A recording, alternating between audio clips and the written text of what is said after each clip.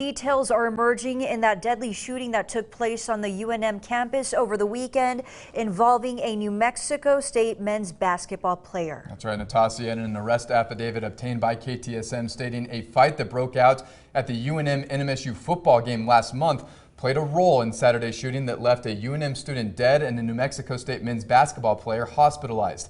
KTSM 9 Sports Director Colin Deaver joins us in the studio tonight. And Colin, we're just now hearing from New Mexico State regarding this incident. Is that right? That's right, Andy. That fight at the football game is what sparked 4 University of New Mexico students to lure New Mexico State basketball player Mike Peak to campus with the intention of assaulting him in retaliation. New Mexico State University just commented on this for the first time. They say that they were aware of multiple fights at the football game on October 15th, which were referred to the Dean of Students. However, in some of the fights, students were unable to be identified. In others, federal privacy laws prevent NMSU from providing further details. The Aggies are scheduled to play in a tournament in Las Vegas starting on Friday. The men's basketball team is. They say today that they still plan on playing in that tournament. Now, this here is video of a fight obtained by KTSM that does appear to show Mike Peak fighting with multiple people. And according to an arrest affidavit released today, Peak was lured again to UNM's campus early Saturday morning by a 17-year-old girl, where he was confronted by 3 men in retaliation for the football game fight. And now deceased Brandon Travis brandished a gun at Peak. Another man hit Peak in the leg with a baseball bat, at which time he fled. Travis fired his gun at Peak.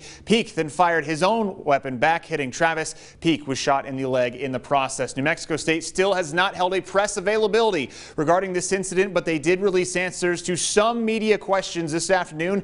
NMSU says Peak was alone on New Mexico's campus, but called teammates who came to his assistance and alerted the coaching staff. As I said earlier, NMSU says it will play in this tournament in Las Vegas this coming weekend, but the postponed game versus New Mexico that was supposed to be played Saturday and the scheduled game versus the Lobos on December the 3rd are still up in the air. Additionally, bags were not checked for weapons prior to the trip, but they will be from now on, as Peak, of course, appears to have traveled on a school-sanctioned road trip with a firearm. And finally, I asked New Mexico State officials if Mike Peak or any players or head coach Greg Heyer or any other coaches and athletic department staff would face disciplinary action. The school cited federal privacy laws and would not comment on that. The school does say athletic director Mario Mocha addressed the coaches and players earlier today.